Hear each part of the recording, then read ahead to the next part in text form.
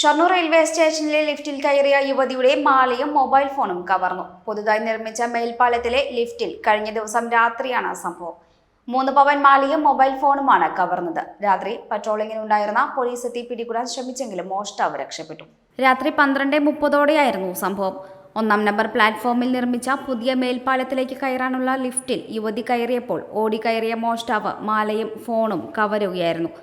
യുവതിയുടെ നിലവിളി കേട്ടെത്തിയ പോലീസുകാരെ കണ്ട് മോഷ്ടാവ് ഓടി രക്ഷപ്പെട്ടെങ്കിലും മാലയും മൊബൈൽ ഫോണും തിരികെ ലഭിച്ചു. സംഭവത്തിൽ പോലീസ് അന്വേഷണം ശക്തമാക്കിയിട്ടുണ്ട്.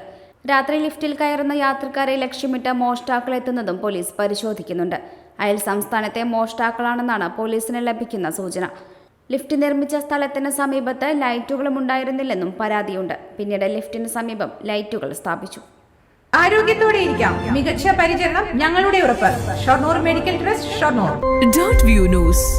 കാഴ്ചകളാണ് ലോകം, കണ്ടു തുടങ്ങുക.